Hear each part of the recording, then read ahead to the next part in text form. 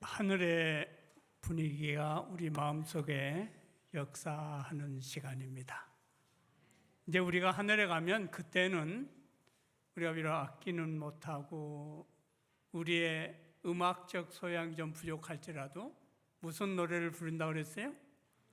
자기 경험의 노래, 모세의 노래와 어린 양의 노래를 부를 수 있어요.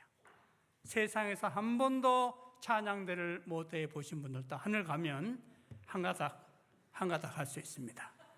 예, 비록 가락동이 아니라도 한 가락 두 가락 다 할 수 있어요. 예, 그러니까 지금 너무 감상하는 데서만 너무 소외해졌지 마시고 하늘에 일단 가시면 됩니다. 네, 오늘은 그 준비해가는 말씀을 나누도록 하겠습니다.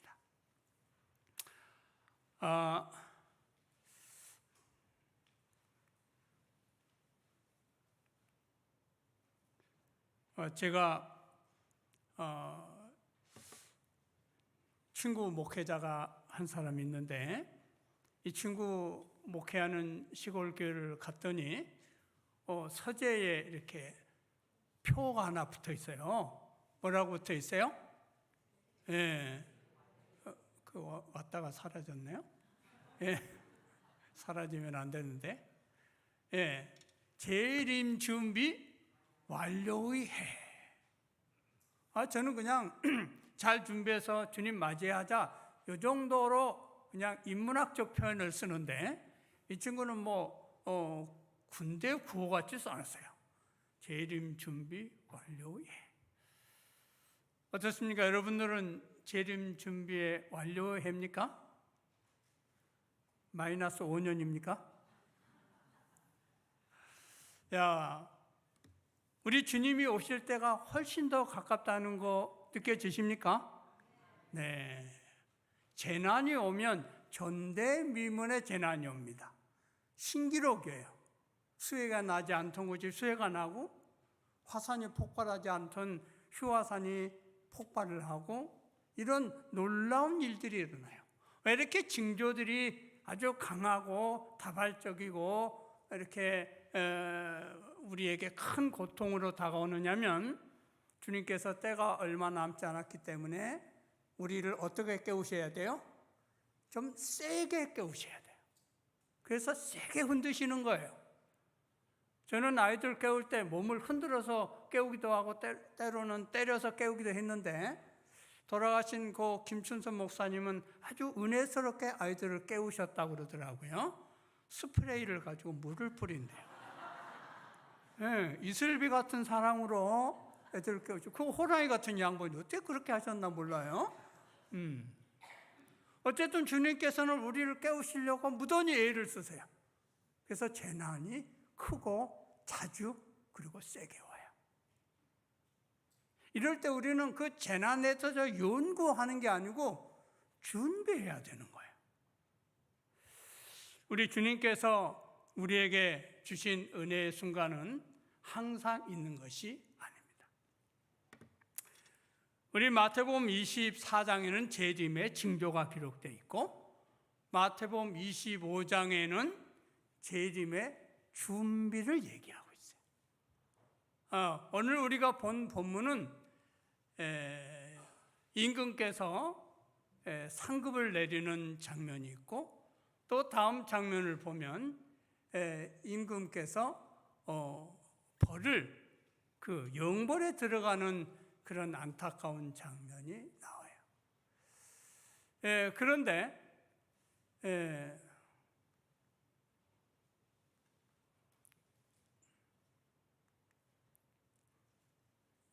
잘 안 넘어가네요. 예, 이렇게 제 손을 떠나서 좀 말을 잘 안 듣습니다. 이 열처녀의 비유, 그 다음에 그 달란트의 비유, 그리고 우리가 오늘 보게 되는 양과 염소의 비유, 세 비유가 나와요. 이 세 비유는 우리가 어떻게 준비해야 되는가를 아주 이야기식으로 쉽게 설명해 놓으신 거예요. 참 우리 예수님은 머리가 좋아요. 우리가 이야기 좋아하는 걸 어떻게 아시고 재림의 준비를 세 편의 이야기로 드라마같이 딱 펼쳐놓으셨어요. 열천의 비유는 준비가 중요해요. 시간이 중요해요. 그래서 시간이 없어서 준비를 못하는 낭패를 봐요. 남의 걸 빌릴 수 없어요. 빌려줄 수도 없어요. 그 다음에 달란트의 비유는 역시 준비가 부족하고 활용하고 노력하는 게 중요한데 그 많으냐 적으냐 그게 문제가 아니에요. 많이 남겼냐 적게 남겼냐 그게 문제가 아니에요. 많이 가지고 있느냐 적게 가지고 있느냐 그게 문제가 아니에요. 우리가 가진 바 된 것을 얼마나 잘 활용했느냐 하는 것입니다. 자, 그러면 양과 염소의 비유는 어떨까요? 근데 그 열천의 비유나 또 달란트의 비유에 비해서 이 양과 염소의 비유는 훨씬 이해하고 생각하기가 쉬워요.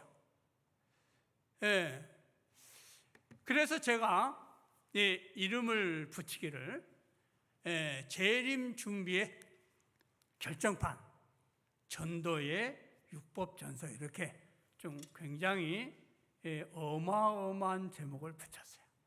왜냐하면 우리가 재림을 준비하고 주님의 재림을 맞이하는 것은 정말로 어마어마한 일입니다. 우리 주님께서 재림하는 그 역사적인 일은 우리의 어마했던 문제들을 다 사소하게 만들어요. 우리가 박문열 목사님 떠나고 여러 장로님들, 집사님들, 가족들 떠나서 애달파했잖아요. 근데 주의 재림은 그걸 다 사소한 문제로 만들어버린다. 그러니까 정말로 어마어마하고 대단히 중요한 거예요. 자, 그러면 재림 준비의 결정판이라는 것은 무슨 말이냐? 우리 김기곤 목사님이 쓰신 그 복음의 연구라는 책에 보면 이 양과 염소의 비유는 심판의 장면을 묘사하고 있다. 그렇게 얘기를 하셨어요. 이렇게 제가 책을 소개하는 것은 내가 책을 봤다, 그걸 자랑하려고 하는 것이 아니에요. 여러분도 책을 좀 보시라. 그런 뜻으로 책 그림을 올려놓은 것입니다. 되게 자랑한다고 생각하지 마시고 저 책은 유익한 점이 많아요. 그리고 성경대로 보면 성도들이 말씀을 들은 다음에 잊어버리는 것이 아니고 집에 들어가서 그러한가 하여 살펴보는 것이 신사적이라고 사도행전에 얘기했어요. 그러므로 여러분들이 또 가셔서 연구를 하셔야 돼요. 자, 심판의 장면이에요. 먼저 심판의 장면을 묘사하시고 그 다음에 준비하는 실제 모습을 기록하고 있어요. 그래서 이 양과 염소의 비유는 좋은 거예요. 그리고 그 준비하는 것이 어렵지도 않아요. 표준이 높지도 않아요. 얼마나 우리 주님께서 그 점수를 많이 주시려고 하시는지 몰라요. 제가 곤지암에서 남양주로 이사를 했지 않습니까? 근데 참 얼마나 신기한지 모르겠어요. 제가 화담숲 근처에 살았잖아요. 근데 이사 가니까 거기는 광릉 국립수목원이 있어요. 우리는 뭐 수목원하고 전생에 뭐 있었던 것 같아요. 또 아침고요 수목원도 있고. 그 다음에 제가 있던 곤지암에는 동원대학교라고는 대학교가 있어요. 곤지암에서 이천 넘어가는 쪽에 대학이 하나 있죠. 그런데 제가 가는 곳에는 이 경복대학교라는 대학이 또 있어요. 그리고 좀 밑에 있는 그림은 스키장인데 곤지암에는 LG 곤지암 스키장이 있어요. 그런데 제가 사는 광릉내 쪽에는 오비 베어스 타운이 있어요. 그런데 문을 닫아서 운영을 하지 않아요. 그 스키장의 문을 열면 집값이 좀 오르려나 기대하고 있어요. 그런데 아까 말한 경복대학교가 저희 집 가는 길목에 있어요. 이건 명문대학입니다.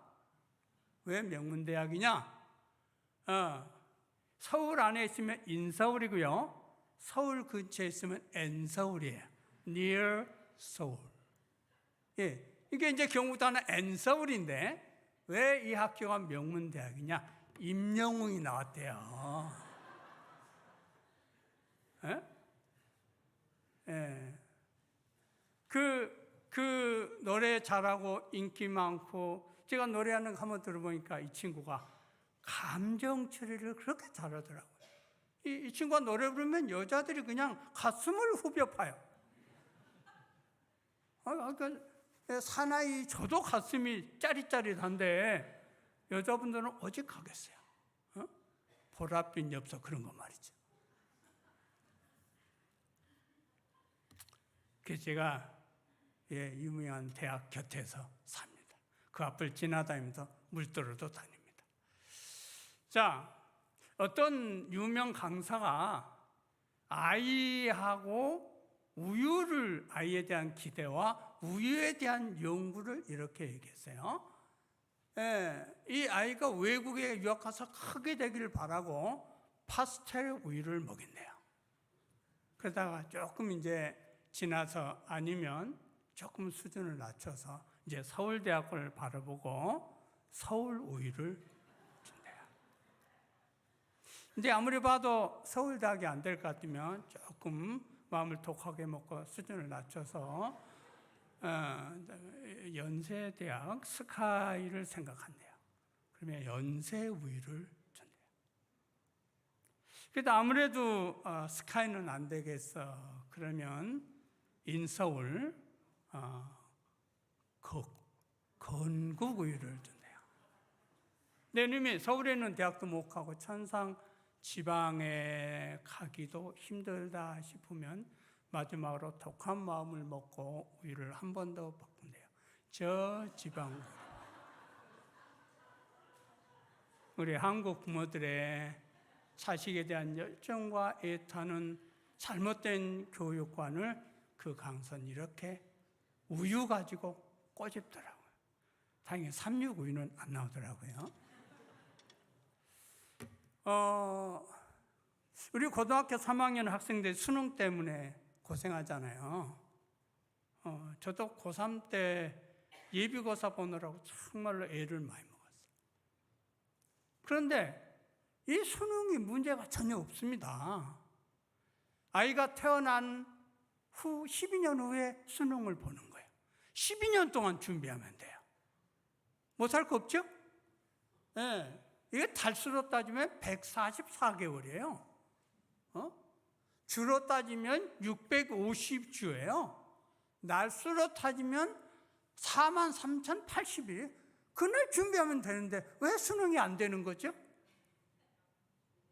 여러분도 어려우셨죠?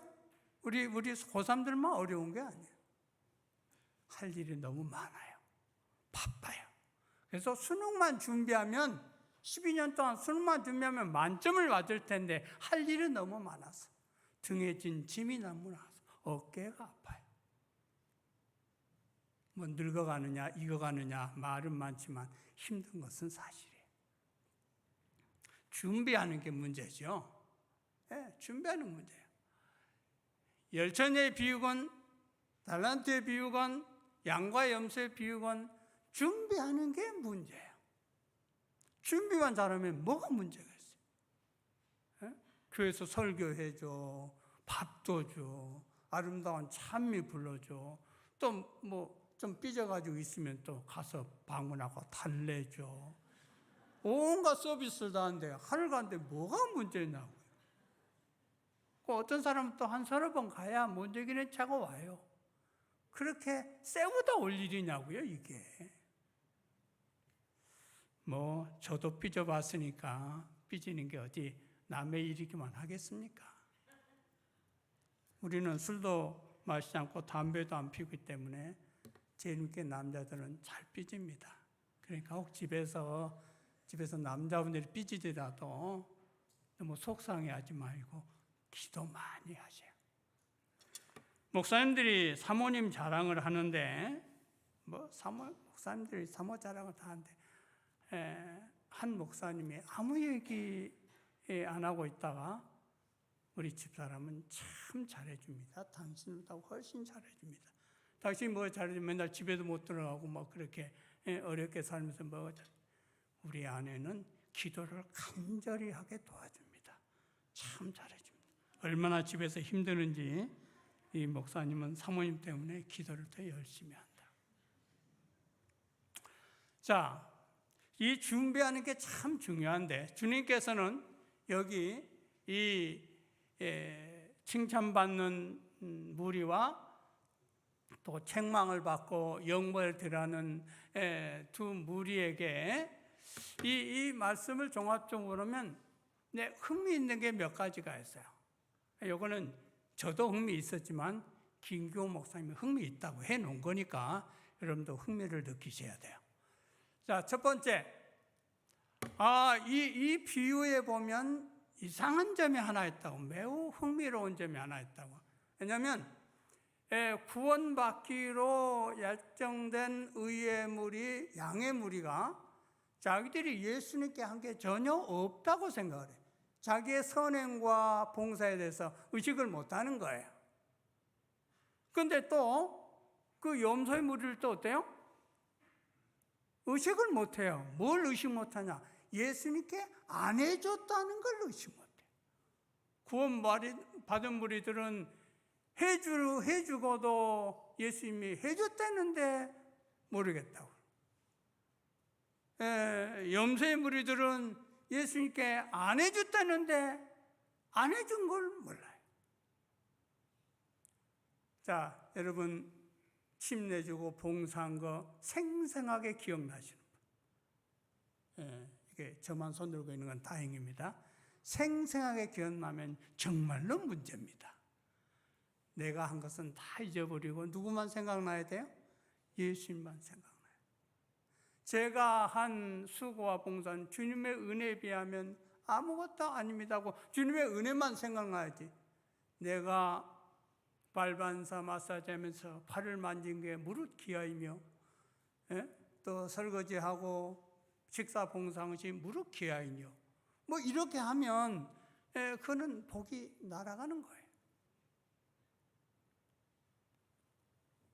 그 다음에 이 비유에서 또 보면 뭐가 없다고 그랬어요? 중간 그룹이 없어요.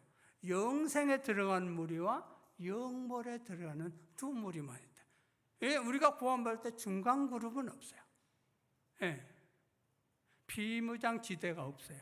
영세 중립국이 없어요. 우리는 선의 편을 서든지 악의 무리 서겠든지 둘 중에 하나 있어야 돼. 우리 동서남북 게임 해봤잖아요. 줄 딱 치면 넘어가면 안 되잖아요.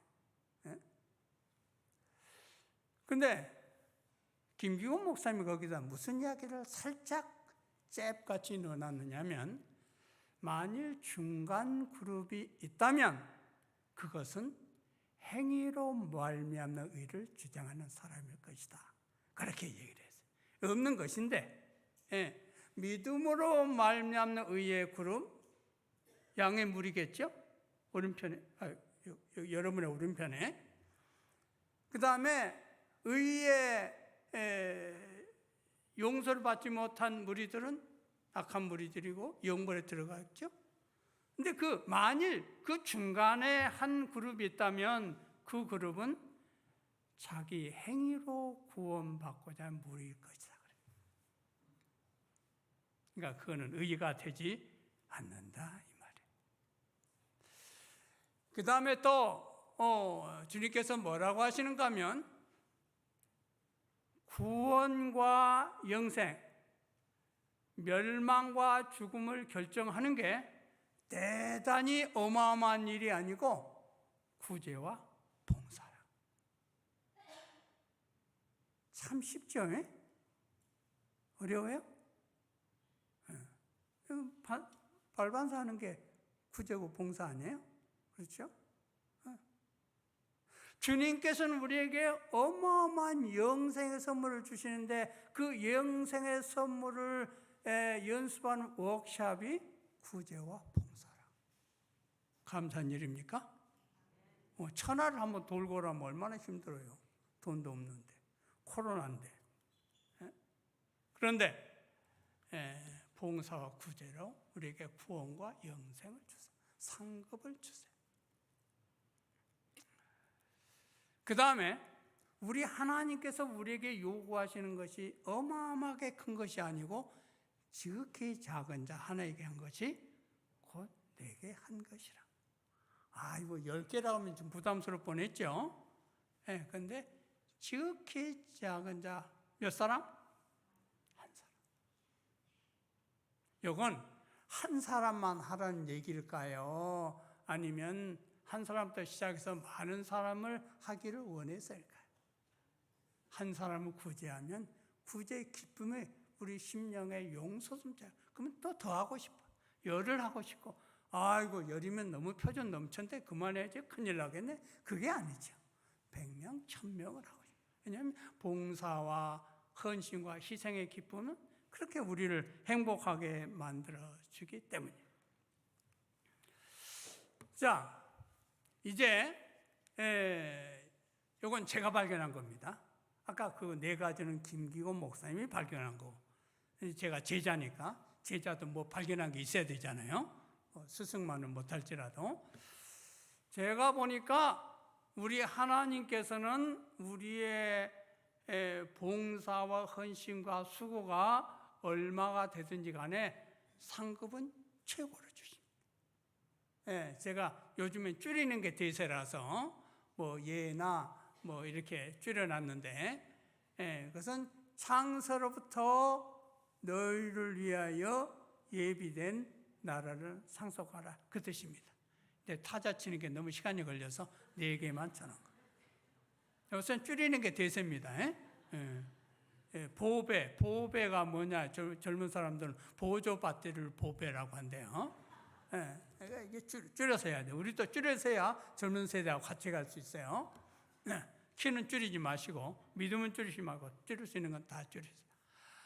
그러니까 우리 하나님은 우리가 한 일이 지극히 사소한 일임에도 불구하고 주님 뜻에 맞고 합당한 일이면 영생도 아낌없이 주시는 거예요. 테이크아웃, 가져가라는 말씀하세요.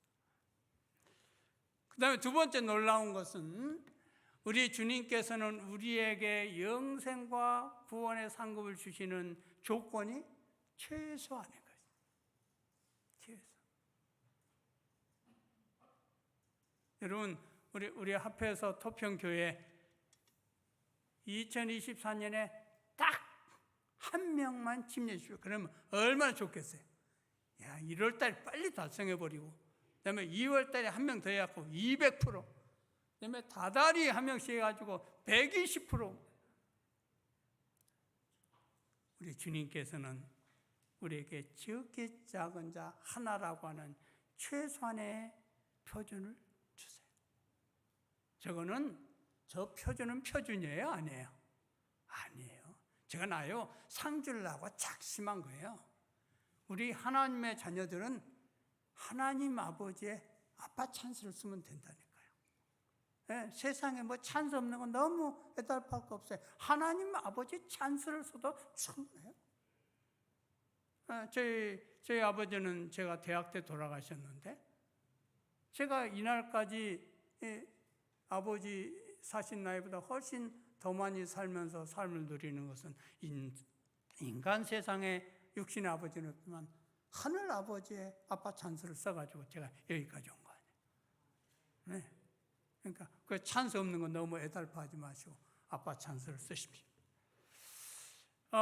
그 다음에 3번째 놀라운 것은 이 최고의 평가를 해요. 지극히 작은 자에게 하나에게 한 것을 누구에게 한 것이라고 평가를 하세요? 곧 내게 한 것이다. 그러니까 여러분, 우리가 가끔 장막봉에 가면 하늘 보고 외칩니다. 예수님 사랑합니다. 그 딱 허공을 치는 거예요. 문자 그대로. 제가 그렇게 수천 명의 허공을 향하여 예수는 사랑합니다 해도 하늘에서 한 번도 알았다 그런 말씀 안 하시더라. 근데 여기 말씀해 보니까 뭐 하면 예수님께 하는 거예요? 지극히 작은 자 하나에게 한 것이 내게 한 거예요. 근데 이제 우리가 발반사 마사지 하잖아요. 그래서 이거는 우리가 봉사로 하는 거예요. 돈 안 받고 하는 거예요. 또 예수님도 발을 씻겨주셨어요. 산을 넘는 발이 아름답다고 했어요. 교회에 오세요. 이렇게 하면 그분이 가서 낚였다고 생각을 해요. 발반사해 준다고 오라고 하더니 결국 교인되라고 하더만 낚시에 걸렸어. 거기 가지마, 낚여. 그런데 1년이고 2년이고 아무 얘기 없이 자기가 봐도 못생긴 발, 그 발을 계속 닦아주고 문질러주고 마사지 해주면 이 사람들이 도대체 몇 년째 왜 이걸 해주는 거지? 정말로 이익이 판치는 세상에 속이 먹는 세상에 이 사람들은 확실히 다르네. 그러고 나서 자기 입으로 광고해요. 도평교회 가봐. 5년이고 10년이고 발을 만져. 우리가 이마트에서 뭘 받아먹고 이마트 싸다고 광고해 줍니까? 집으로 사방 다니면서 이마트 싸대 이마트. 덕을 보니까요. 자, 우리가 율법이란 다 아시죠? 여러분 다 아실 거예요. 헌법, 민법, 그다음에 형법, 상법, 그리고 절차법으로 민사소송법, 형사소송. 이거를 율법이라고 해요. 제가 제목을 전도의 율법 전서라고 한 것은 저게 6가지라서 그래요. 이게 뭐예요? 주먹. 첫 번째가 뭐죠? 줄인 자에게 너희가 먹을 것을 줘. 첫 번째가 주먹이에요. 줄인 자에게 먹을 것을. 그 다음에 목마른 자를 마시게 하고, 나그네 되었을 때 영접하여 보고, 그 다음에 벗었을 때 옷을 입혀주었고, 병들었을 때 돌아봤고, 옥에 갇혔을 때 와서 보았느니라. 쉬운 거예요? 어려운 거예요? 참 쉬운 거예요. 근데 잘 하는 거예요? 안 하는 거예요? 안 하는 거예요. 어떻게 하면 공부 잘할 수 있어요? 예수 복습 잘하고 교과서 중심으로 공부하면 돼요. 서울대 간 사람이 다 그렇게 공부했다고 그러더라고요. 그러니까 우리가 줄인 자를 먹이고 목만 자를 마시게 하고 나그네를 영접하고 그리고 벗은 자를 입혀주고 병든 자를 돌아보고 갇힌 자를 가서 보면 되는데 그거 잘 안 하더라. 실제로 교회에서 교인들의 이런저런 실수나 사고로 옥에 갇힌 때가 있어요. 근데 교인들이 자기 삶에 바빠서 잘 안 가더라. 한 교회에서 장로님의 실수로 감옥에 갇히게 됐어요. 재판을 받는데 재판 받을 때 제가 교인들에게 올 수 있는 사람 다 오라고 그랬어요. 판사에게 조금 시위를 하려고. 우리 장로님이 실수해서 감옥에 갇혔지만 그렇게 만만하게 볼 사람이 아니다. 주변에 사람 많다. 그걸 과시하려고 한 20, 30명 데리고 왔어요. 법정에 꽉 차. 그리고 우리 장로님 재판 끝난 다음에 일시에 다 끌고 나와야 돼. 썰물같이 나와야 이야 저 사람들 많이 왔네. 그리고 혹시 나중에 형을 좀 좋게 할까 그런 시위도 했어요. 근데 우리 교인들이 바빠요. 바빠가지고 형제가 옥에 갇혀서 고생을 해도 잘 안 갑니다. 성경에 이렇게 문자로 있는데도 자기 일에 바쁘더라.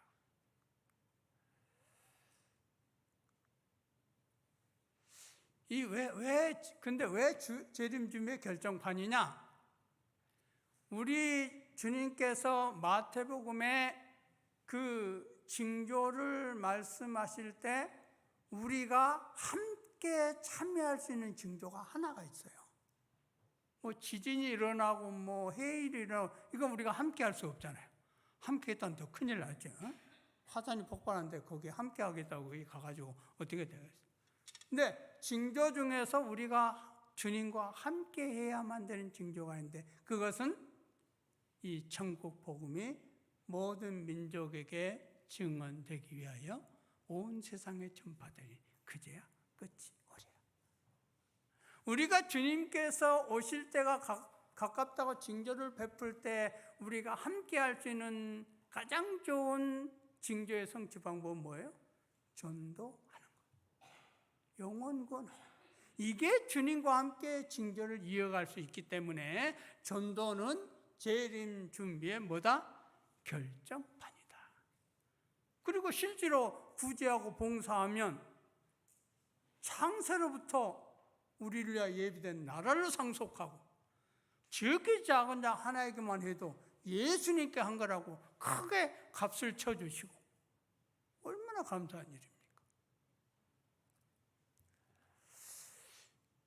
우리 주님께서는 성도들이 이런 일에 함께하여 영생의 축복을 얻기를 원하세요. 먹을 것 중요합니다. 주님께서 먹을 것 없는 군중들을 위하여 너희가 먹을 것을 주어라 그랬어요. 그런데 우리가 먹을 게 어디 있어요? 내 먹을 것도 없는데. 네, 제자들이 4,000명, 5,000명을 먹일 때 어떻게 했어요? 주님께서 주신 것을 갖다 줬어요. 택배가 아니고 택배입니다. 이분 댁, 저분 댁에 다 갖다 주었어요. 주님은 무한히 공급하시고 제자들은 무한히 갖다 주었어요. 우리는 거저 받았으니 거저 주는 것입니다. 우리가 받은 것을 줘야 돼요. 우리는 받았는데 안 주면 그건 이기심이고 이기적인 것은 다 썩습니다. 물이 고이면 썩듯이 은혜가 우리 속에서 썩어요. 그리고 우리가 받은 것만 가지고 간증하는 데는 한계가 있습니다. 받은 걸 줘야 은혜의 증폭 현상이 일어나요. 은혜가 더 커진단 말이에요. 내가 어떤 사람은 씨까지 먹으라고 하는데 저는 그거 반대합니다. 씨는 심으라고 있는 거지 씹어 먹으라고 있는 게 아니에요. 그런데 우리가 씨를 가지고 다시 심으면 더 많은 열매가 맺혀요. 근데 우리는 은혜의 씨까지 먹어버리니까 재생산이 안 되는 거죠. 목마를 때 마시게 하는 것입니다. 주님께서 말씀하셔요. 누구에게 냉수한 것이라도 대접하면 내가 결코 그 상을 잊지 않겠다. 이것도 주님께서 우리를 격려하시는 거예요. 해봐. 물을 끓일 여유가 없어서 냉수만 대접해도 내가 상을 줄게. 우리 주님께서는 우리에게 상 주시고 싶어서 안 달라진 분이에요. 어떻게 하든지 우리 이기적인 마음, 속된 마음, 자기만 아는 마음 이거를 조금 더 발전시켜서 우리의 품성을 하늘에 적합한 품성에 만들려고 사자성어 노심초사 우리 주님의 마음이에요. 어떻게 하면 우리 마음이 주님처럼 변해서 하늘에 가서 하늘에 부적합한 품성이 되지 않고 적합한 품성이 될까? 그 우리 주님의 마음.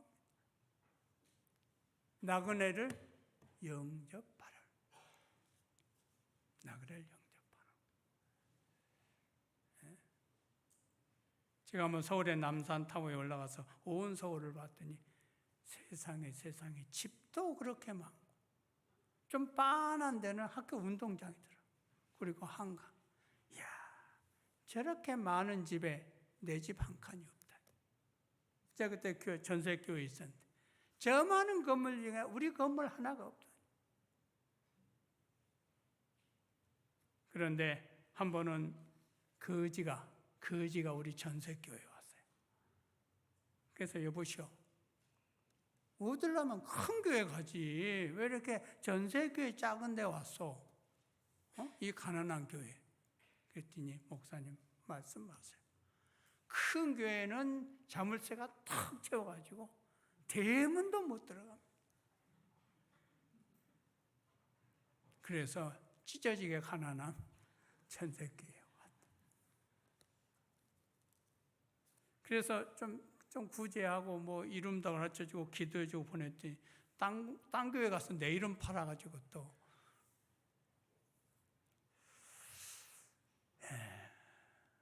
나그네를 영접해야 합니다. 그 다음에 벗은 사람들에게 뭐 해야 돼요? 입혀줘야 돼요. 근데 요즘에는 그 헌옷 싫어합니다. 아무 옷이나 좋아하지 않아요. 정말 헐벗을 지언정 새 옷 입어야 합니다. 제가 영월교회 있을 때 한번 시골에 헌옷 좋아하겠지 하고 헌옷을 한 차 받아가지고 소화시키느라고 죽을 뻔했습니다.